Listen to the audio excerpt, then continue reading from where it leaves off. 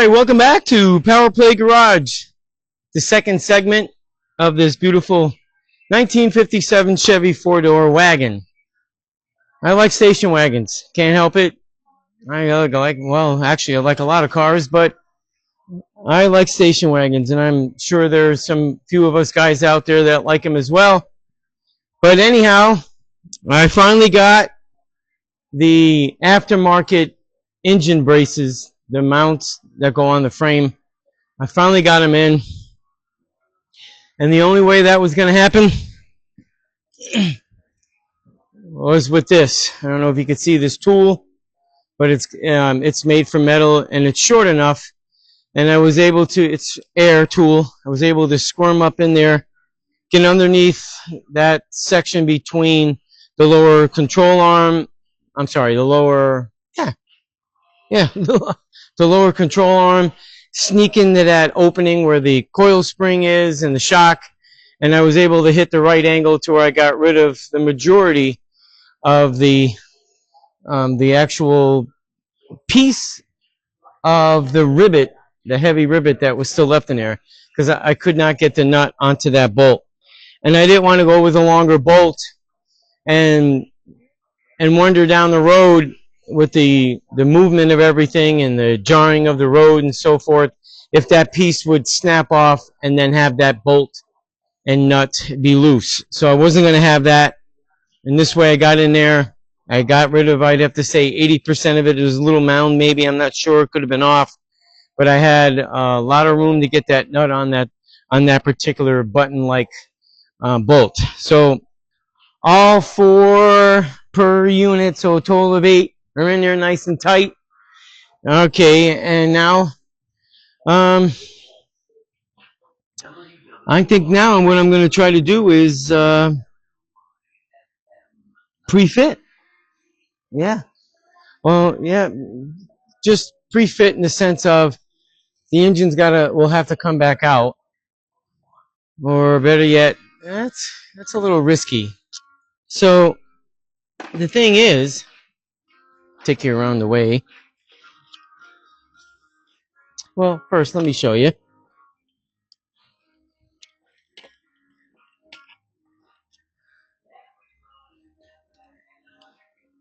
I'm sure you can see them in. There's one, and there is the other one. Yep. They're bolted in there nice and tight. They look pretty good in there. So now, I was thinking about just maybe putting the engine mounts on there, bolt them on the sides, put the plate on there, lift it up, and set it in place. Make sure it fits. I'm sure it's going to fit. I'm not worried about that. It's just there's enough room to go in and out, but I don't want to press my luck there. So what I'm going to do is I'm going to get this engine ready for paint after I get the engine hoist out of the way. Yeah, this is the new one. I ended up putting the old one in the engine crate. When I yanked this one out, I put it on the engine stand. Yeah, I really didn't have a whole lot of place to put it. There was another truck here, and that left Saturday. Now I got a little bit more room to deal with all this other stuff and get this stuff done. So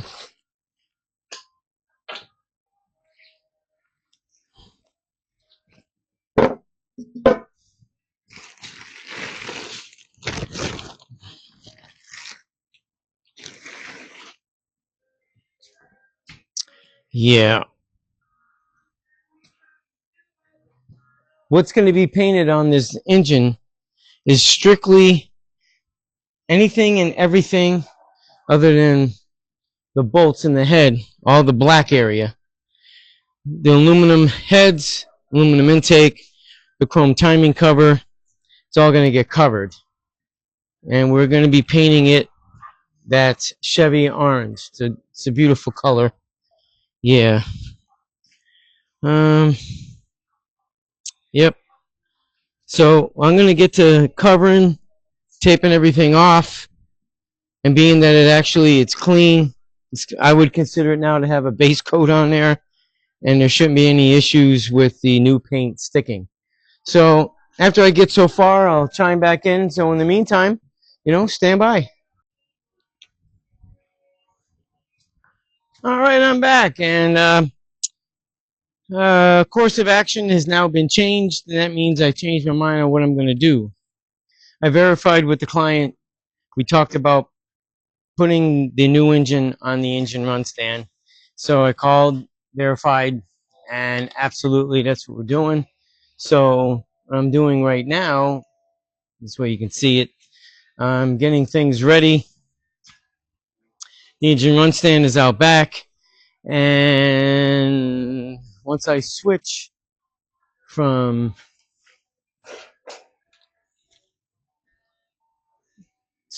that to that, and we're going to fire it up, I will definitely be showing that. But in the meantime, as I was posting my other video on Sunday about the 57 Chevy Wagon, I noticed that there was a remark that was made 2 weeks ago. I didn't get to see it until Sunday, and it had to do with the custom trailer that I built. That's back there. And the person wasn't all that nasty, but that's okay. He wasn't nice about certain things, and whatever, pretty much a couple insults here and there. It don't matter to me none, man. It don't matter to me at all that somebody wants to express themselves in those ways. Fine and dandy, do your thing. Freedom of speech and all that other happy stuff, which is all fine and dandy. I just found it, kind of interesting to come across somebody that, had some different views, even about the shop cat, Puss in Boots. Like, I was like, really? You're going to be like that? About a cat? Wow. You must be bored. That's what I was thinking. You must be bored. But that's all right. I really don't mind. I never take anything that anybody has to say, especially from somebody I don't even know. I definitely don't take it to heart. I got thick skin. And if I wanted to get into a verbal dispute on such silliness, which I wouldn't waste my time with, this is just expressing the fact that I actually got somebody who responded to something that I put out, I don't know how many months ago. And actually, I was in the stage of building it. It wasn't even like at the paint stage. And I've gotten quite a few views. Over 3,300 views on the paint thing. I got a lot of views on the process of building that and the painting part of that, which I found kind of interesting, especially just for the painting part. But that's okay. All is well.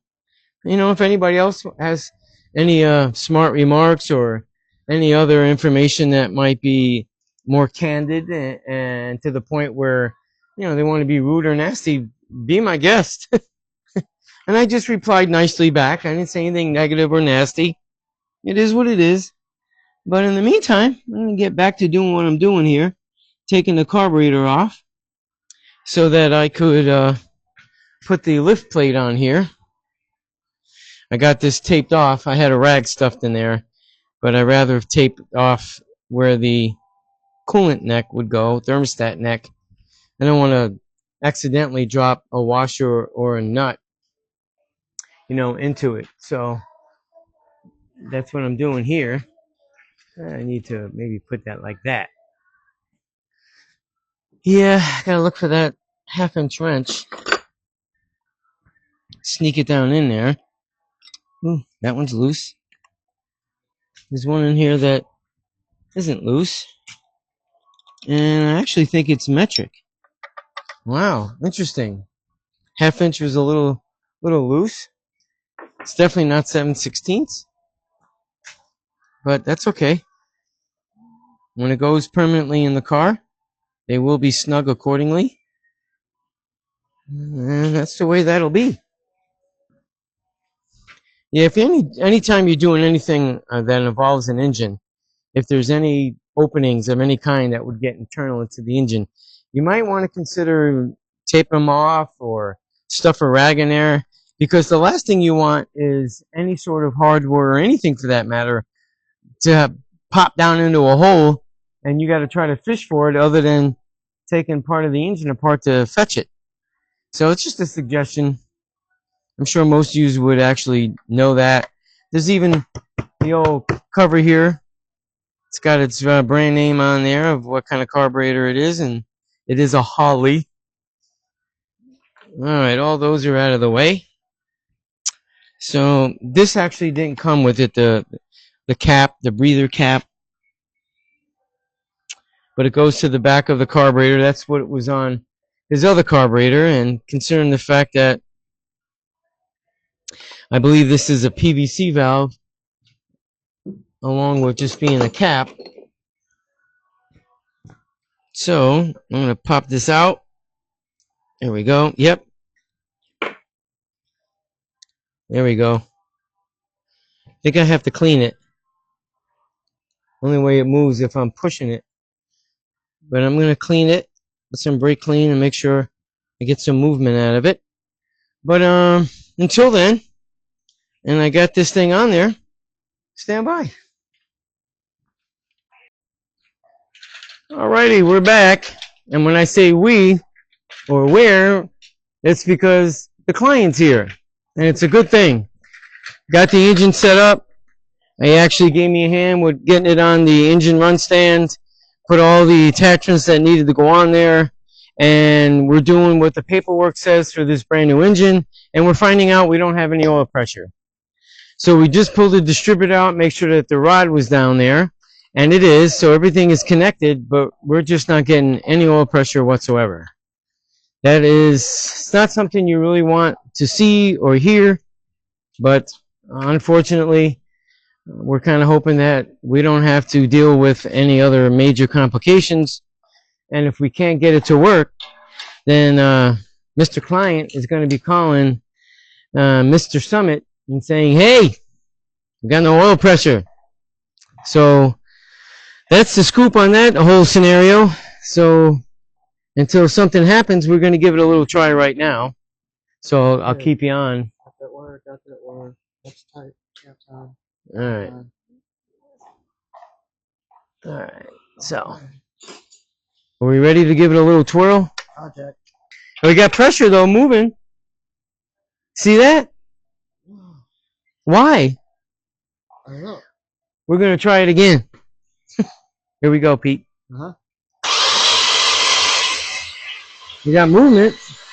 Pressure's going up with no oil. There's oil pressure. Yeah, but no oil. Well, it's putting pressure against that. We're at almost 50. Okay. All right. Yeah, but we're not getting oil. Well, we are up to this point, and then there's air pockets and bubbles to the rest of the way, and it's unless you bleed it at your gauge, the oil is running back into the engine, so you're going to get air in it. Like, oh yeah. So why even? What's the point? Yeah. I'm gonna do it one more time.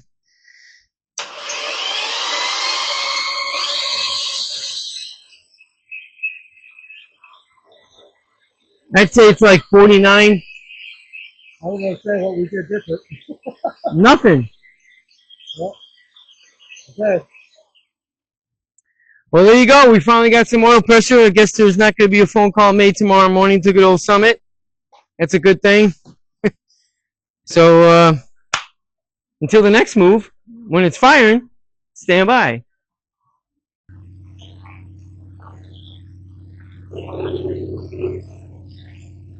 It's running. It has been for 25 minutes.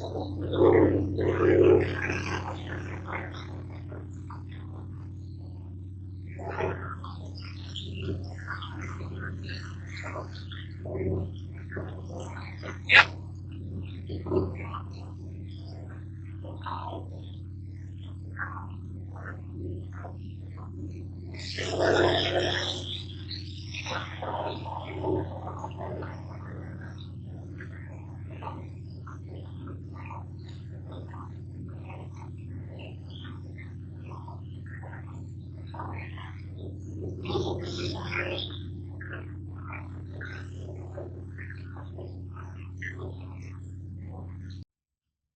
All right, it's the next day, and today it's going to be about a couple of things. One, taking it all apart, taking it off the engine run stand, so that the second thing that I'll be doing today is papering and taping everything off that isn't going to be painted before it goes in the car. So I know I filmed yesterday it running. I no doubt you probably couldn't hear it because the mic probably cut it out, which was good, but I let it run for the 30 minutes so that it could be seated in properly. It's got the break-in oil in there, and Puss in Boots is here to verify and make sure I do a good job. I want to make a pleasant comment. Don't want to step on Puss in Boots. I read a comment, which I was glad to see one, or actually two from the same person, and it had to do with working on on dream cars, you know, living the dream or something like that, which was nice. And then that person's second comment was about, I guess, not giving enough information about what I'm doing. And I like to give more information, but then the video becomes too long, and then you get comments that, well, your videos are too long, and I have other outside people that are trying to help me get the right content and everything that goes with it, you know, as accurate as possible. A few times I put out an hour and a half, 2-hour videos, and you know, no response too much anyway. It's weird. I don't know what the happy balance is. On certain videos that I've done when I'm just fixing a particular item on a vehicle, well, I give the details, I show it so that they can learn and do it themselves. But when it comes to doing stuff like restoration work, you know, I give some tips along the way. And then when it comes to this, it's just really you're putting an engine on a stand and knowing whether you had it rebuilt or you built it yourself or you ordered a brand new one like this client did, ordered a brand new small block 350 Chevy engine, and we just wanted to follow the instructions that came with it. And it had to do with, like in the beginning, keep the plugs out, you know, turn it over and make sure you're getting oil pressure and lubing everything in there. But the funny thing was, there's two spots where you can hook up an oil pressure gauge, and the first one we did it on was above the oil filter, and I'll show you that. And it wasn't working. We weren't getting any oil pressure.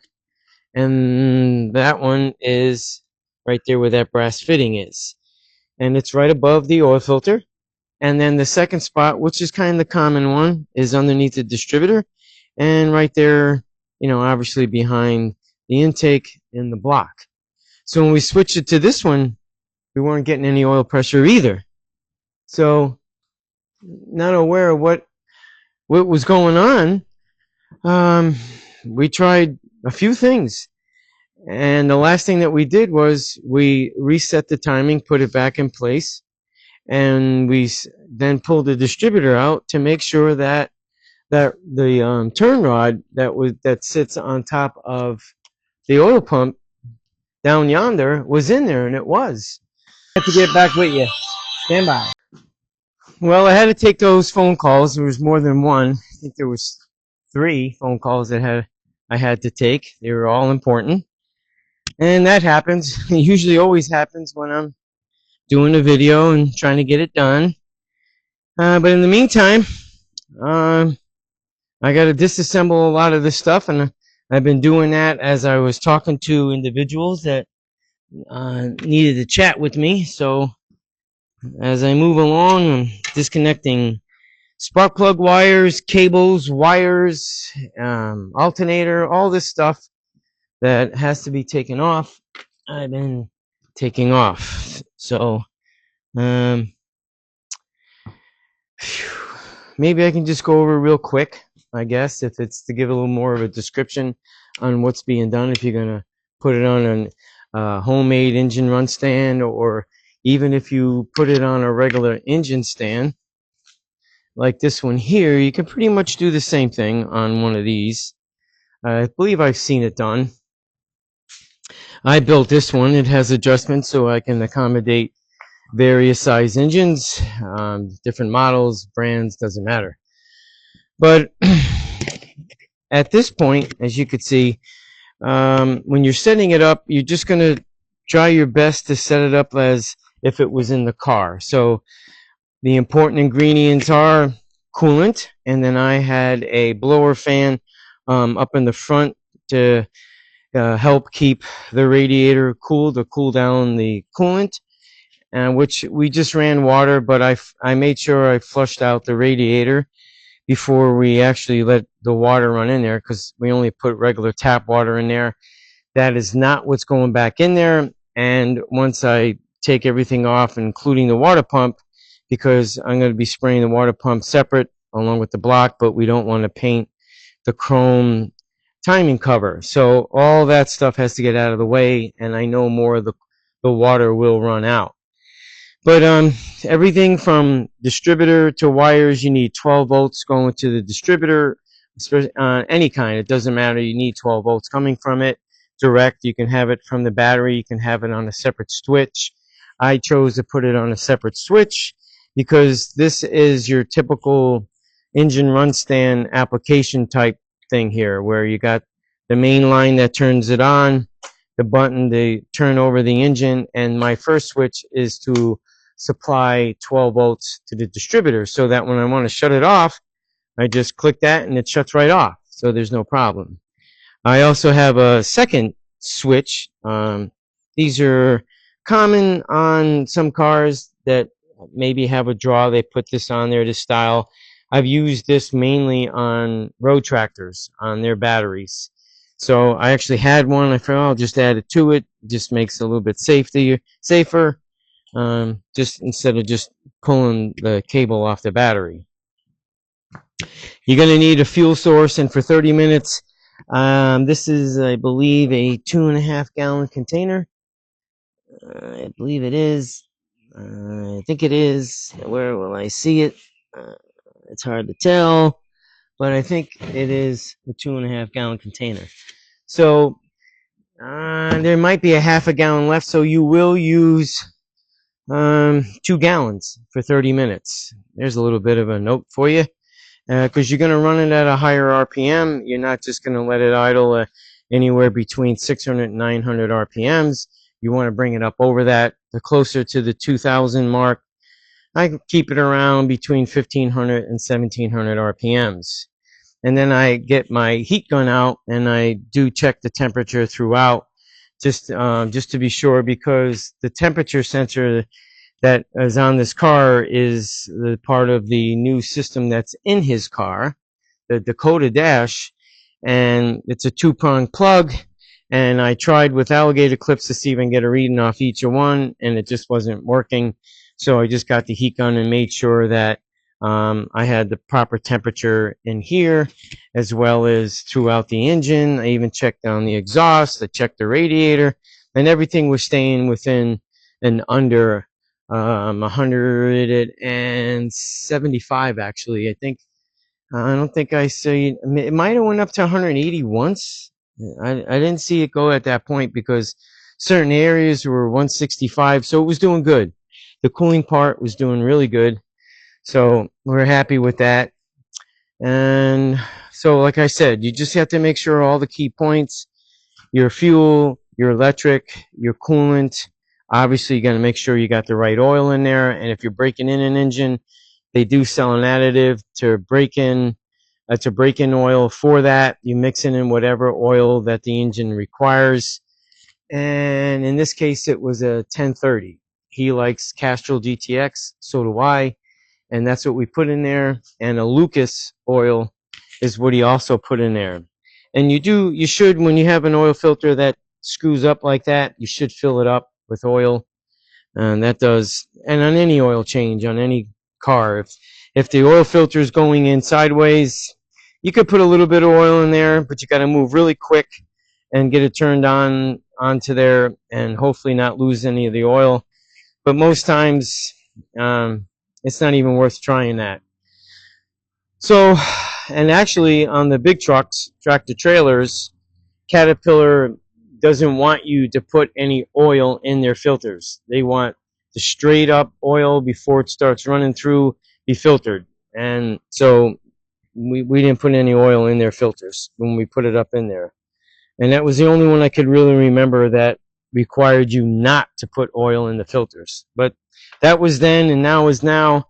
So I loosened up my alternator, and I'm about to take the thing off and take this off. Start just taking everything off. I'm going to drain the water out in the container, most likely that one, and move forward. So without dragging this video on and on and on, it's just the basics. And hopefully you have a set of headers that could be long tube, short tube, or even if you have part of an exhaust system with the mufflers on the end to hear what you're going to have inside your car. That I see people do that too. But leaving it open is fine with me. But anyway, I'm going to move forward. I'm going to put you back on the stand. And when I have it ready to do the next part, I'll show you. But in the meantime, stand by. Okay. The only thing I have to take off is going to be the harmonic balancer. But it'll be easier once it's off the engine run stand, so I can get the tool required to actually pull that off. And I even got the plate on there for the engine hoist. Got the gun ready to undo the bolts. And once I start to lift it, then I know a lot more of the water is going to come out of there. And that's going to be that. So between the total of 6 bolts on the plate for the engine mount and those 4 over there, she'll be off in no time. And then I'll start covering it. Yep, start covering it for paint. And I'll be painting the water pumps and the thermostat neck separately. Yep. So I guess once I start lifting it up, I'll chime back in. All right, I'm taking off the harmonic balancer. As you can see, the engine is off the engine run stand. And the puller for it, it's a basic puller. It takes 3 bolts, comes in a kit, and the kit will have, I think, 2 or 3 different types of bolts that you might need for the balancer that you got to take off. It's a good multi-tool, and you just match up the right ones. It uses 3. I'm pretty sure you can see here. Let me see. Get this a little closer. Angle down a little bit. I think you could see it. I hope you could see it. And you take it in the threads as far as you can. So it's got a real strong hold. You don't strip anything. And then you pick up the slack basically when it comes to the puller, the thread on the puller, because the threaded bolt that is used to pull the balancer off against the crank, is roughly maybe 6 inches of thread. I'd say that's about right. So if you got shorter bolts on your own, I've gotten different ones along the way to accommodate what I needed, and try to thread them in all about the same so that this way it pulls evenly. Yep, all will pull evenly. All right, and then I'm not sure the size of the actual socket on this, but I'm going to at least get it started, get pressure against it. I'm sure it'll be enough to get it off. If not, I'll have to take the bolts off, put some spacers on the bolts first so I can get the stretch that needed, the length. But based on what I have available here on the threads, I think we'll be just fine. So I think that's going to be a good possibility of 11/16. If that's the case, then I actually have it ready. And it's not that, so that means it's going to be 3/4. So let me go get me a 3/4 inch, 1/2 inch drive socket because I know I don't have one right here alongside me. Yep, 3/4 it is. Here we go.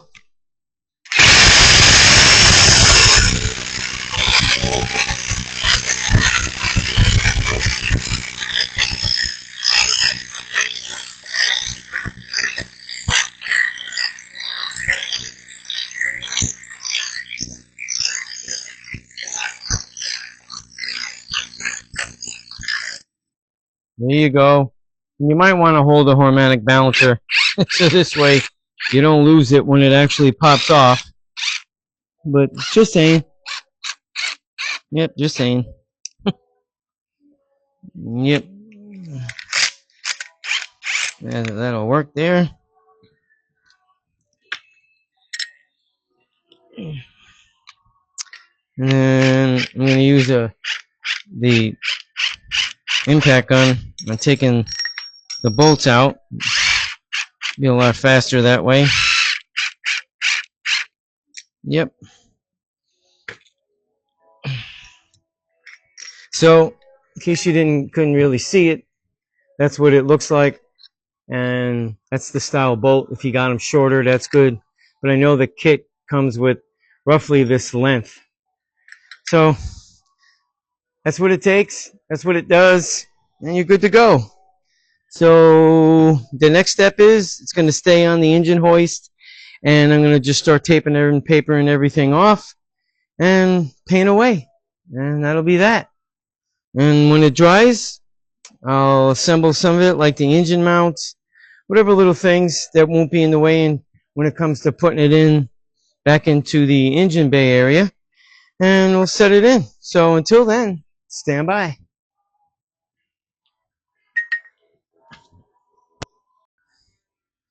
All right, here it is. It's all covered between tape and paper. Yep, all the way around. And I have the other part. There's the water pump on that log pole right there. And the other two parts, thermostat neck and the plate for the fuel pump. So I'm going to go get the orange paint and I'm going to paint it. So that's the story. And once it's painted, we'll chime back in. I'm back. Ta-da! It's painted. Came out pretty nice for a rattle can. Let me give you a close-up. Even paint inside there, so this way it's where the transmission bell housing goes, but I didn't like coat it, but enough to keep it from rusting.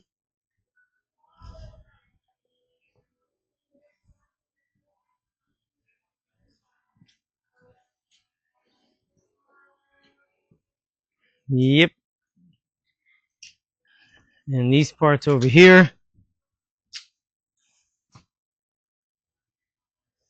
I did that one black because it's on top of the intake and it looked like it needed paint on it. I don't want it to get rusty looking. And there's the water pump. And I did paint underneath it. I started with the first coat and got some on my hand, tried to wash it, didn't want to come off. That's okay, I'll get it off. Then I used a rubber glove. There it is. But the one thing I think I want to point out, maybe some of y'all don't know, maybe some of you do, but the majority of the rattle can, spray can, have a black mark right there. And that's where you line up the nozzle where it's going to spray at. And I think that is because I believe that the tube that's in there that stems up from this kind of, I guess, has a natural curve and it'll end up being on this side here, something to that effect. But I know you should line it up with that. I don't know if it really makes a difference, but I always do. But I wonder if this can's got it. Let me set you down. You need two hands. No. This one does not have it. Not that I see. And it's not a cheap can of paint, you know. And that black that's on there is from, I think, the paint itself. But I don't see any black mark up there. But anyhow, you saw the one on the orange, Chevy orange.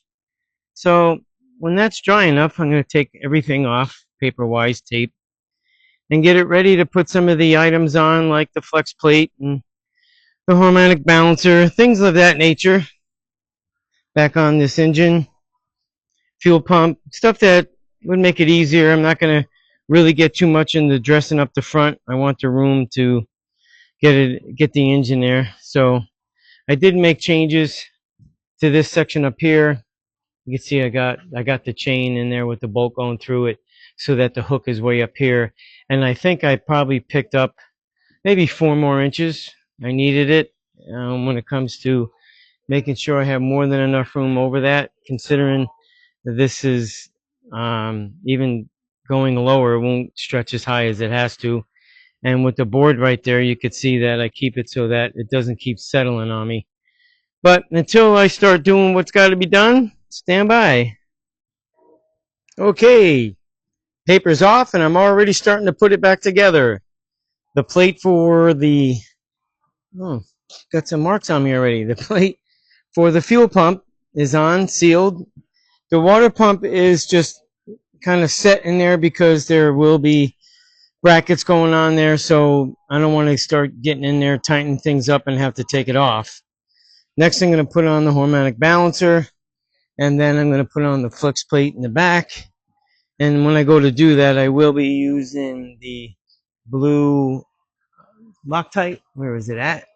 There it is, right on top of the can. Yep, I might as well grab that. I need it. Yep, because it dries pretty quick. It didn't take long, 5 minutes. You can touch it, no problem. The black on the neck here for the thermostat, well, that's not quite dry yet, but I don't have to have that on there to put the engine in. But I'm moving along. Yeah, so as I move along, definitely will be chiming in. So stand by. Alrighty, I'm back. Putting the flex plate on.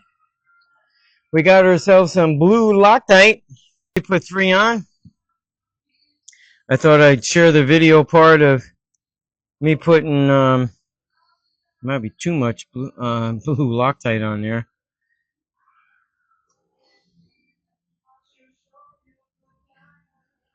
Yep, screw them all the way in. There we go.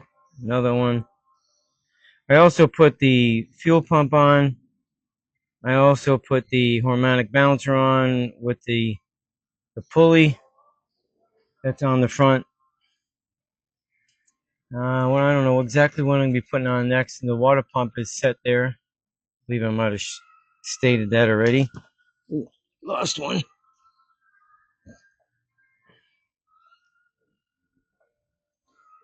Alrighty. Put the cap on this.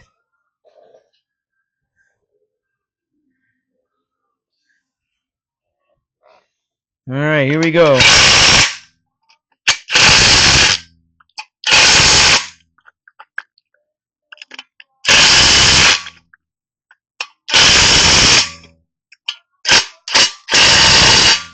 This has got a lot of torque behind it, so I have faith that it's golden, because this is a 1/2-inch drive impact gun. Alright, they're all in. I went around them. So let's spin the engine around, and then you get to see the front. Yep, with the pulley, harmonic balancer, water pump, fuel pump. I don't know, I'm going to put that much more on there. I know when I took it out, I had the alternator and the bracket on there. But, I don't know. Maybe I'll put the bracket in place That would be a little easier considering it's kind of big and bulky. Too bulky.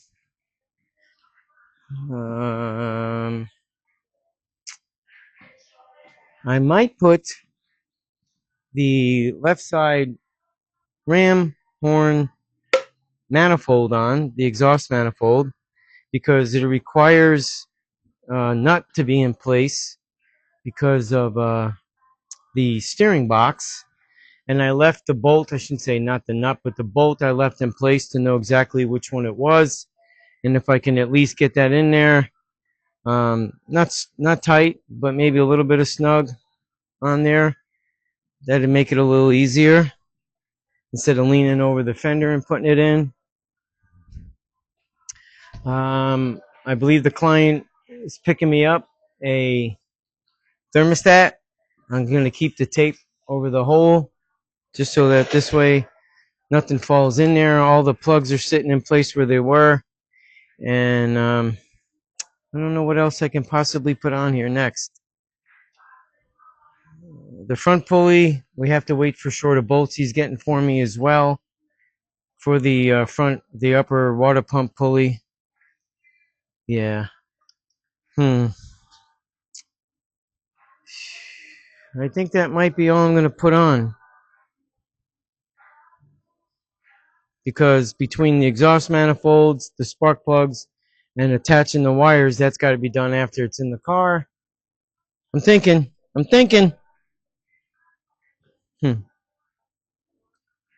Yeah. The starter is still actually down in there, and it's actually still hooked up. So I think that's it as far as what I'm going to put on there. So I'm going to get the ram horn exhaust manifold and the gasket, put that in there, and go from there. So until then, stand by. Well, it's the next day, and got the engine up and over, and making that change up there on the engine hoist gave it even more freedom as I straddled over in this area here between the radiator and the fender. Plenty of clearance, and I'm just eyeballing things up. The water pump's off, the harmonic balancer's off, which we're going to be changing that now to the smaller diameter. He had his 6 3/4 on the other engine. He went to an 8-inch, which really the 8-inch gets in the way when it comes to the front engine mount. So he ordered the 6 3/4 engine mount, harmonic balancer, and once that comes in, we'll put it on while it's in the car. Took the water pump off, not that it was permanently mounted, but just wanted to fit it, make sure that it did fit. Obviously it did. And now I'm slowly going to sneak this engine in place and go from there. I just want to make sure nothing's in the way as I do that, because it's a snug fit. It's not tight getting down in there, but having the ram head exhaust on there, because I had to take it off when it was up off everything, but I'm thinking that I could sneak it in there. If not, I'd take these 2, 4, 5 bolts out and actually take this 6th one out, and then once it gets past that certain point, put it back in there. So we'll see. Let's see what happens. So I'm going to take it nice and easy, nice and slow, make sure nothing gets hit.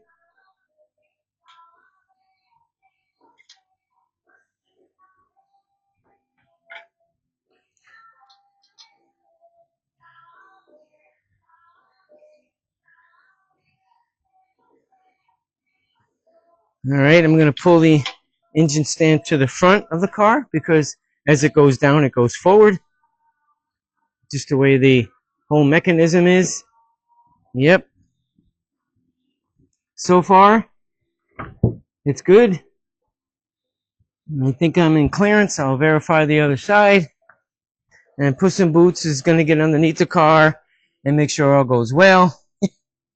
Yeah, sure she will.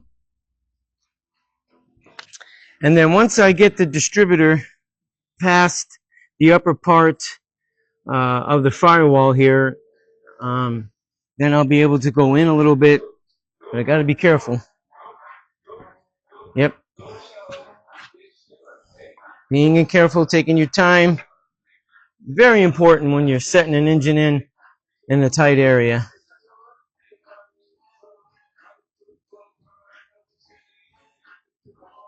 All right, let me double check.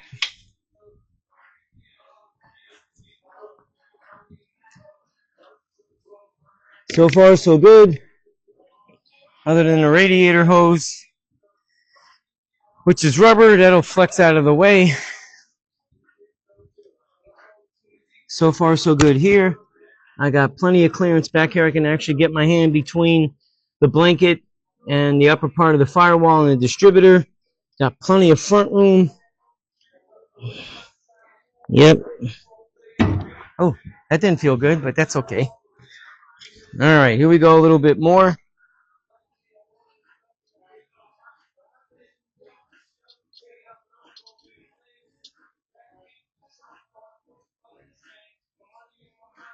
All right, I think I cleared the upper part. Yep. This side looks good so far. That would be left side, driver's side. Let's check right side, passenger. I got a feeling I'm going to be taking out the dipstick. Yep. Yeah, the way this is there, I guess they were anticipating a thinner profile headers on there. So,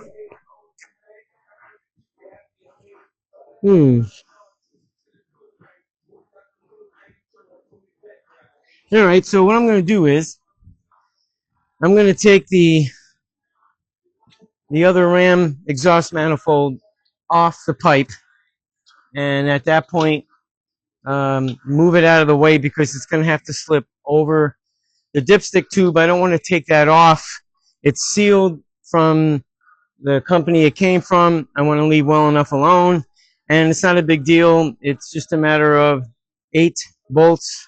Well, no, actually, 8 bolts to put it in, but that's standard. But 3 bolts to take it off the flange. So that's what I'm going to do. Take that off and give myself that security is to where I can just put the ram head back up and over, and I don't have to take the new dipstick tube off like I did on this side. It was on the left side on the other engine, the 383. So now it's on the right side passenger, and that's where it is, and that's where it's going to remain. So let me get that disconnected, take the ram head style exhaust manifold off, and I'll be right back. Okay, I am here again. I'm going to give you a quick update. You can see the engine hoist is not attached to it, but I've been having a heck of a battle with the aftermarket bolt-on side mounts for the 350 engine mounts. Yeah. I don't know what company he ordered them from, but I will find out, and I will mention that a little further later in the video, because I don't know how much homework was done on them, but I personally don't find them to be user-friendly. No, not at all, really. Me personally, I would do what I've done to the prior ones, put the front mounts in where you want them, or how far you want the engine up forward, or whatever. Set it all up, have the transmission in place, and then make sure that your engine mounts are bolted to the side of the block, and make the receiver for it. It's just a tube with another cylinder tube to where the bolt would go through, and at that point you can make the cut, the right angle, tack them in place while it's already mounted. You know, you're underneath the car or whatever, you have it on a lift, and you can line it right up, right where it's got to go, tack it in, and need be, you take the engine back out and you can weld right around the whole tube, or if you want to use square stock, do whatever you want. But this company, I'm not that happy with them. I've been fighting this battle here This side, left side is in. That was a challenge. The first one that I got in was the right side, passenger side, but I couldn't get it to go all the way through. So that's what I'm dealing with now. But after I had that one in, the right side, obviously I went to the left side, and I'm trying every trick in the book, and I finally got it. But I'm back on the right side trying to get the other end to pop through. And I'm going to try my well, I think it's called a witch foot or something. I don't know. It's like a little tiny pry bar, and I'm going to see what I can do with that. But yeah, it's not fun. It hasn't been fun, and I hope to have this in there real soon. But I don't know what to make of it. Don't know what to make of it at all. One of the things I'll suggest, if you end up using them anyway, feeling that you might be able to come up with a plan of putting it in. One of the things I end up doing is loosening the 3 bolts on the engine block part, not taking them out, just loosen them so that if there's a little bit of shifting that can go on with a little bit of play to benefit getting the bolts in there, the main bolt, then that's what I did as well, and I did it to this side. And this here I was able to hook in where it connects. So I'm going to try to get that bolt in there all the way through. But in the meantime, when it happens, stand by. I'll get back with you. Okay, here's the scoop. It's a pretty good scoop, I guess. Maybe, maybe not. But as you can see now, the car has changed. The area where it's at, it's on the lift. And I rather it over here on the lift because the rest of the stuff that's got to be handled much easier on the lift than on the ground on top of the concrete. Where you're crawling out from underneath, it doesn't work. Not for me, it doesn't. You know, investing in equipment like this is so that you can make your life easier. And that's why I decided to move this thing over here with the help of my tractor and the client. He was here and he was giving me a hand with the transmission and also trying to give me a hand with those side brackets that bolt to the frame. And I did ask him where he got it, and I believe he said Chevy Classics. Well, I think if you order them, you're in for one heck of a hoo-ha because I have to take the right side passenger, and I'm going to be basically, first I'm going to do is try to heat the neck that comes up on it and see if I can twist it and square it up with the actual engine mount that is on the engine itself, because it's just not lining up. It's that far off. And if I were you, like I mentioned earlier, you grab 2 types of stock, square stock or a round tube, and you need a smaller cylinder tube for the bolt to go through when it comes to the engine mount. But you can make your own a lot cheaper, weld a couple of those components together. You can cut the angle on it that you need to fit alongside the frame. And once you have the 2 front mounts in place, that's all you need. And you could take the piece that you made after you do what you had to do. You put it up in that area, you put the bolt through it, it'll stay there. You can hold it, tack it with your MIG welder. And once you have it pretty much solid in place, you can always take the engine back out. It's not that hard, knowing that you don't have anything hooked up to it. And you can go in there and weld it solid all the way around. I've been doing it that way for a while. And this was definitely something new, but not accurate. Not accurate to it. Wasted a lot of my time trying to get it to mount. And only this side here, you can only get the bolt in one side. Can't get it in on the other side. So that's going to be the venture to tomorrow. Unfortunately, the client ordered the wrong flex plate for this setup when it comes to the torque converter on the transmission. So he's going to get the other one, get a new one, a different one, so that it will work for the torque converter. And that will take care of that problem. So also, he was ordering new brackets for the front here when it comes to the pump for the AC and the alternator. Well, we measured out, it said 13 inches from the top of the water pump up. The top part of this will be at 13 inches. Well, we ran a strap across and we measured up from the top where the water pump would be, and 13 inches comes out past the top of the fender actually. So that won't work either. So he's got some homework to do. That's the way it is. You know, stuff happens, and I was really glad that he was here on a couple of occasions so that he gets to experience what's going on, because he's very familiar with all how this stuff works. He's had these cars his entire, from teenager on up. He's worked on plenty of them, and so him getting to experience what I experience helps. It really does. It helps the client see it firsthand, understand the complication, and then move forward. So that's that on that part. This is Wednesday night. I don't know how much more, being I started Wednesday. When did I film this? I'll probably film again tomorrow because we'll have some work to do on this. And until then, peace out. See you tomorrow. All right, it's the next day, and we're going to be dealing with the transmission. We got a couple of concerns that we need to take care of. Let me show you. It's up on the lift. It's the way I like them. I don't like working under them on the ground. And it's on the lift.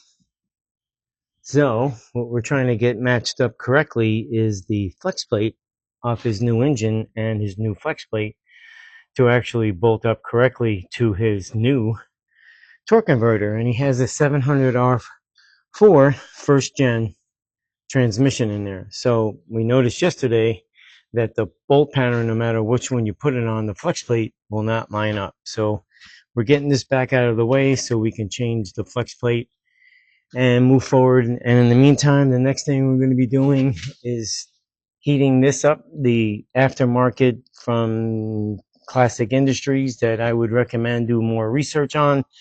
And we're going to hopefully heat this safely and twist it so the rod that they have in there, the round stock, the pipe, whatever, will line up with the opposite side of the engine mount. So far, those are the plans for now.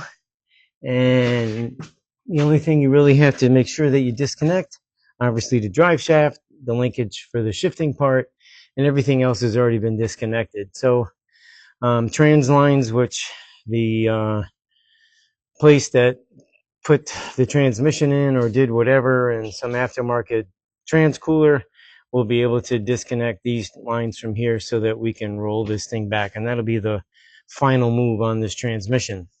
So until the next point of interest pops up, stand by.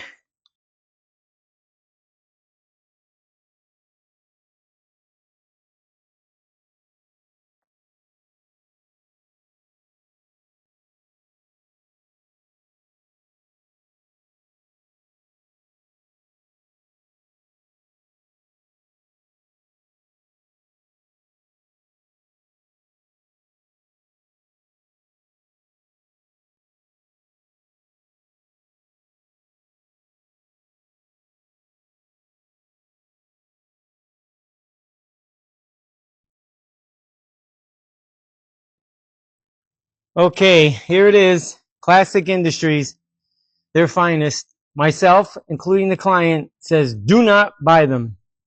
We had a cut. We were heating to try to get them to bend and twist. And keep in mind that that gap at the very end is at least 3/16 of an inch. And I pulled it back over, so it was a double movement on that. And now I'm going to weld it in place of where it's at. You can see a shield behind it because the fuel pump was there. But this is, they want them right there, the two button-like things, but they're bolts. That's where the rivets were. So they set the pace, not you. And the end result is you got to heat and twist. And fortunately, with manipulation on this side, I got it to go through. But my advice, you can buy them if you want, but my advice is don't. do something else. Get them from somewhere else because I would not rate them to want to buy them. So that's the scoop. That's the plan. I'm going to weld it, and then we're going to get back to doing our thing. All right, I'm back, and it is Friday evening, and worked on the car most of the day. And I'm going to go over a couple of key points that got finished up. And the only thing we're really waiting for, really at this point, is new brackets to mount the alternator plus the AC unit. So let me take it off the stand.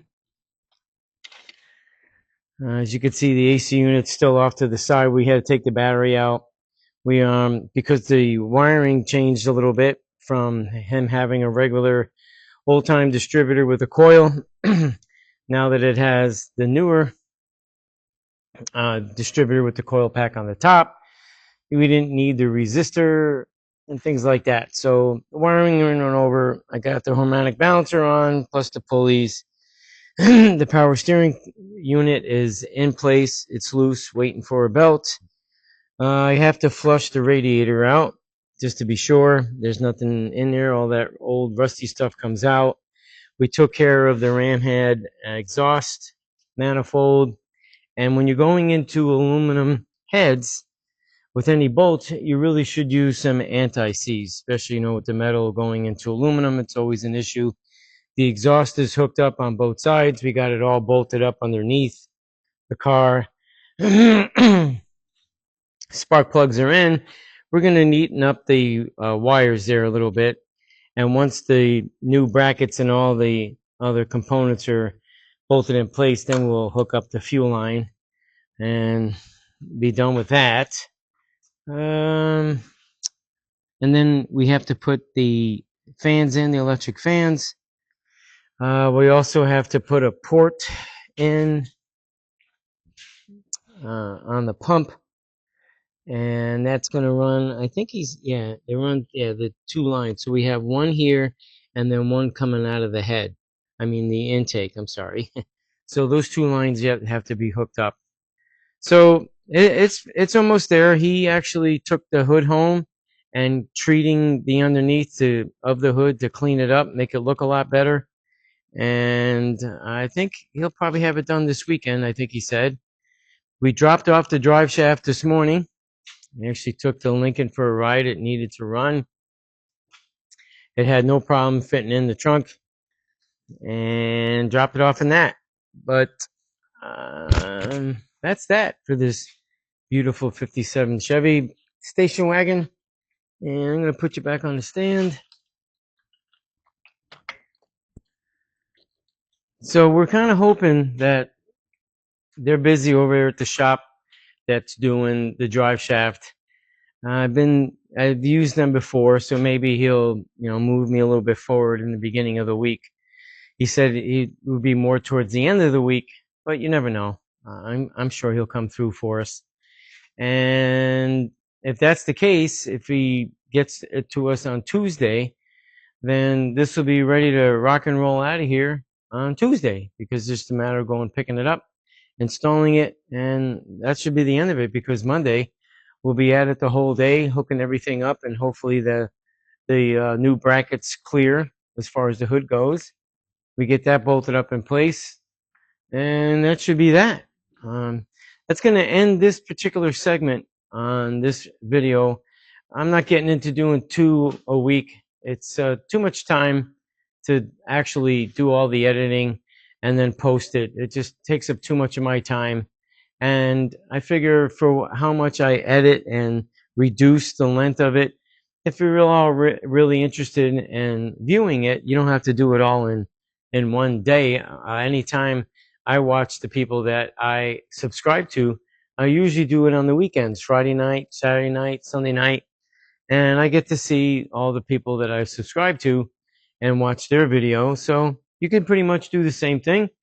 And Monday we'll start a new segment, which will be the final one, I believe, for this 57 Chevy. And then the next one's going to be on the Ford F-250, because the leaf springs are in and now all the hardware is in.